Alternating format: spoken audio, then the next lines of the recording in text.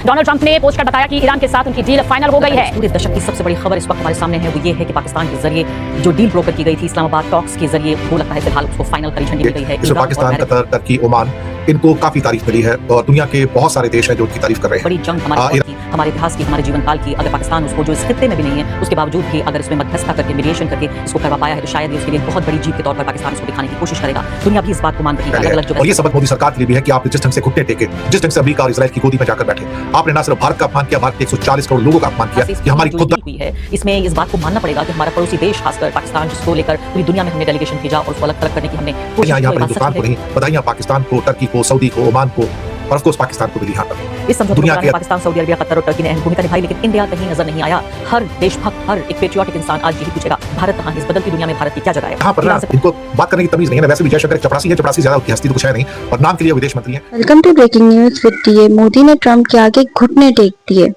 140 करोड़ लोगों को बेइज्जत करवा दिया। उधर पाकिस्तान ने अमेरिका और ईरान की डील करवाकर दुनिया भर में इज्जत बढ़ा दी। भारतीय पत्रकारों का बयान हमारे सामने है, वो ये है कि पाकिस्तान के जरिए जो डील ब्रोकर की गई थी इस्लामाबाद टॉक्स के जरिए, वो लगता है फिलहाल उसको फाइनल हरी झंडी मिल गई है। ईरान और अमेरिका, व्हाइट हाउस और साथ साथ ईरान का जो सिक्योरिटी काउंसिल है, उन दोनों ने इस बात को कंफर्म कर दिया है। पहले पाकिस्तान के प्रधानमंत्री ने 24 घंटे पहले ट्वीट किया, उसके बाद उन्होंने कंफर्म कर दिया कि अब ये सिक्योरिटी, ये जो पीस डील है दोनों देशों के बीच हो चुकी है। अगर ऐसा वाकई होता है, उस पर इंप्लीमेंटेशन होता है, तो मुझे लगता है कि पाकिस्तान के लिए शायद उसके इतिहास का सबसे बड़ा डिप्लोमेटिक मोमेंट हो, यानी सबसे बड़ी राजनयिक जीत के तौर पर पाकिस्तान इसको दिखाने की कोशिश कर रहा है और दुनिया भी जाहिर है इस बात को मानेगी, क्योंकि इतनी बड़ी जंग हमारे दौर की, हमारे इतिहास की, हमारे जीवन काल की, अगर पाकिस्तान उसको जो इस खित्ते में भी नहीं है उसके बावजूद भी अगर इसमें मध्यस्थता करके मीडिएशन करके इसको करवा पाया है तो शायद ये उसके लिए एक बहुत बड़ी जीत के तौर पर पाकिस्तान इसको दिखाने की कोशिश करेगा। दुनिया भी इस बात को मान रही है। अलग-अलग जो वेस्टर्न कमेंटेटर्स हैं वो इस बात को कह रहे हैं। लेकिन सबसे पहले मैं आ जाती हूं जो सिक्योरिटी काउंसिल का जो ऐलान है, वो ये कह रहे हैं कि इस्लामिक रिपब्लिक ऑफ ईरान ने अपने शहीद नेता के नेतृत्व में अमेरिकी और जायोनिस्ट जो दुश्मन है, यानी कि जो इजराइल और अमेरिका, जिसको एक्सेस ऑफ ईवल हमेशा कहता रहा है ईरान, उस पर अपनी जीत पूरी कर ली है। जी हां, जीत कह रहा है, यानी एक तरह से एक आइडियोलॉजिकल वॉर, सिर्फ एक सैनिक युद्ध नहीं बल्कि एक आइडियोलॉजी का, विचारधारा के युद्ध के तौर पर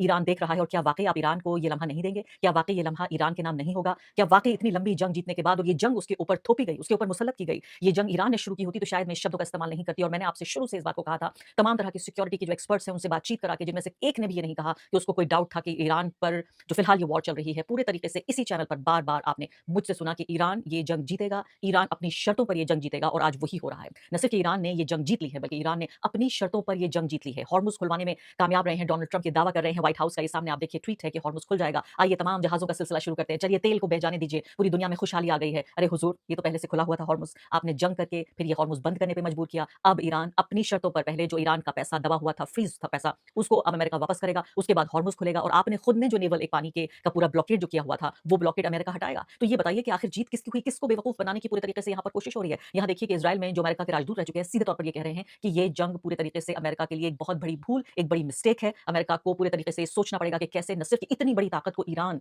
हराने में कामयाब हुआ, बल्कि इस पूरे खित्ते में एक नए विजेता के तौर पर, एक नए विनर के तौर पर उभर रहा है, जहां खित्ते की बाकी जो ताकतें हैं वो सीधे तौर पर अब ईरान के करीब आना चाहती हैं, बातचीत करना चाहती हैं और जो भी कोई उनकी दुश्मनी रही है उसे खत्म करना चाहती हैं। तो थाली में रखकर इस जीत को ईरान को सौंप दिया है अमेरिका ने। अमेरिकी जनता पूछ रही है कि वाकई ये जीत, ये जंग आखिर लड़ी तो क्यों लड़ी गई? और जरा सी बात याद दिला दूं, कभी आप सब भूल गए हो, कहा जा रहा था कि आतंकवाद के खात्मे के लिए, न्यूक्लियर वेपन्स को खत्म करने के लिए और सत्ता परिवर्तन के लिए इस जंग को शुरू किया। ये सब कुछ तो नहीं हुआ। ये जरूर है कि अमेरिकी जनता इतनी परेशान हो जाए और कल को सत्ता परिवर्तन अमेरिका में हो जाए। अमेरिका में बढ़ चढ़कर इस बात को लेकर आवाज उठ रही है कि क्या ये वो लम्हा नहीं है जब राष्ट्रपति डोनाल्ड ट्रंप को रिजाइन कर देना चाहिए, इस्तीफा, अपनी नाकामी को कबूल करते हुए इस्तीफा दे देना चाहिए। भारत के नजरिए से बातचीत करती हूँ। यहाँ पर पवन खेड़ा नए राज्यसभा एमपी बने हैं, उन्होंने बहुत महत्वपूर्ण बात रखी है कि किस तरह से इस पूरी जो डील हुई है, इसमें इस बात को मानना पड़ेगा कि हमारा पड़ोसी देश खासकर पाकिस्तान, जिसको लेकर पूरी दुनिया में हमने डेलीगेशन भेजा और उसको अलग थलग करने की हमने कोशिश की, और ये बात सच भी है कि आप आतंकवाद का प्रायोजक रहा है पाकिस्तान, और हम किस तरह से, लेकिन उसके बावजूद भी क्या डिप्लोमेटिकली हम इसको करने में नाकाम रहे हैं। अब ये देखिए वो ये कह रहे हैं कि ईरान अमेरिका के बीच शांति समझौता हो गया है, वेस्ट एशिया में युद्ध और तनाव कम होने की उम्मीद है। इस समझौते को कराने में पाकिस्तान, सऊदी अरबिया, कतर और टर्की ने अहम भूमिका निभाई, लेकिन इंडिया कहीं नजर नहीं आया।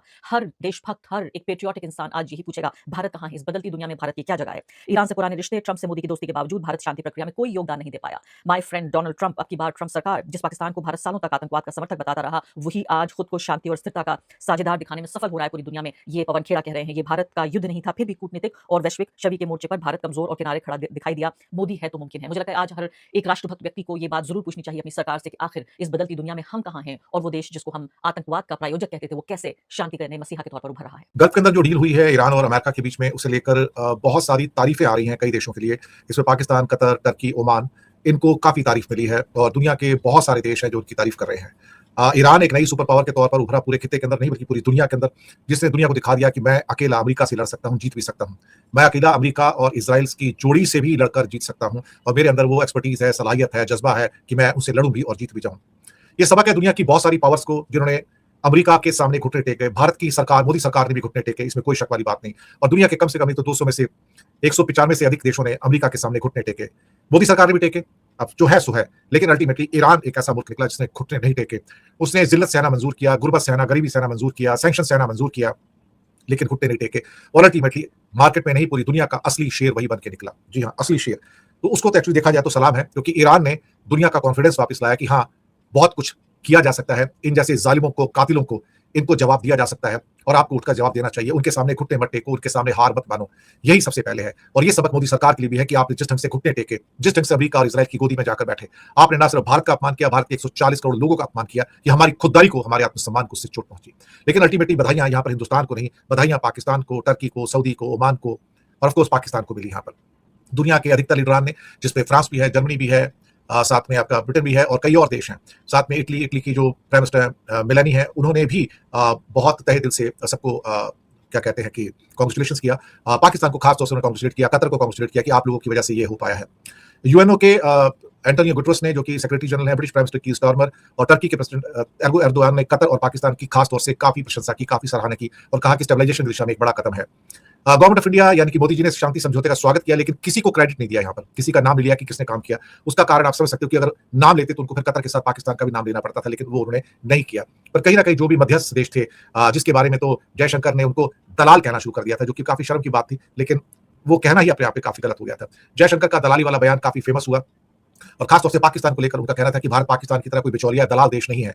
लेकिन जब उनसे पूछा गया कि क्या कतर के बारे में और नॉर्वे के बारे में आप करोगे, वो भी पिटीशन कराते, तो उनकी खिड़की बंद की, वो चुप हो गए, क्योंकि उनके अंदर इतनी हिम्मत नहीं थी कि कतर को और नॉर्वे को दलाल देश कहते। पाकिस्तान के लिए तो कोई कुछ भी कह सकता है बैठकर, इसमें तो कोई शक वाली बात नहीं है। लेकिन जब कतर के ऊपर आपको सेम वर्ड यूज कर रहे हैं, तब क्या होता था? क्या कतर भी बिचौलिया है? क्या कतर भी दलाल है? क्या नॉर्वे दलाल है? क्या ओमान दलाल है?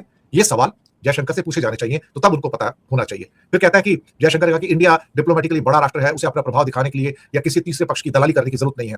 मुसीबत यह है कि यहाँ पर ना इनको बात करने की तमीज नहीं है ना। वैसे भी जयशंकर एक चपरासी है, चपरासी ज्यादा, उनकी हस्ती तो कुछ है नहीं, और नाम के लिए विदेश मंत्री हैं। विदेश मंत्री के नाम पर सच कहा जाए तो वो भारत के ऊपर एक धब्बा ही है, एक धब्बे से ज्यादा नहीं है। ऐसे गुलाम व्यक्तियों को तो कभी भी भारत का विदेश मंत्री होना भी नहीं चाहिए, जिन्हें ना बात करने की तमीज है, ना शब्दों के इस्तेमाल करने की तमीज है। खैर साहब, ईरान एक नई सुपर पावर के तौर पर निकला है और इसके साथ ही सबको बल्कि मैं तो कहूंगा जिन्होंने भी इसमें कोशिश की है, कतर हो, ओमान हो, सऊदी हो, टर्की हो, पाकिस्तान हो, या इसके अलावा और भी किसी कंट्री ने अंदर से मदद की है। खासतौर से मदद तो चाइना और रशिया से भाई मैं आपको बताऊं, क्योंकि डील से कुछ पहले 55 मिनट की बातचीत हुई है पुतिन की, ट्रम्प की, तो पुतिन का भी बहुत बड़ा रोल है उसमें, तो उनके बिना भी शांति हो नहीं सकती थी। तो जिन्होंने भी इसमें कोशिश की है उन सबको बधाई हो। दुनिया के लिए भी कम से कम अच्छा है। अब 19 तारीख को साइन हो जाए तभी अच्छा है। ऐसा ना हो कि बात फिर से एक और खलनायक है बीच में, वैसे नेतन्याहू, और कहीं उसकी वजह से बात फिर से बिगड़ ना जाए। शुक्रिया आपका बहुत-बहुत। चैनल को सब्सक्राइब कीजिएगा। हो सके तो छोटी-छोटी आर्थिक मदद भी कर सकते हैं। नीचे में आपके UPI number, bank account number, GPay, PhonePe का नंबर भी दिया है। किसी एक को चुनकर छोटी सी मदद करेंगे तो अच्छी पत्रकारिता को बचाने में आप हमारे सहयोगी भी बने। वीडियो पसंद आई हो तो अपनी राय कमेंट में ज़रूर दें। मिलते हैं नेक्स्ट वीडियो में, तब तक अपना और अपने प्यारों का ध्यान रखें।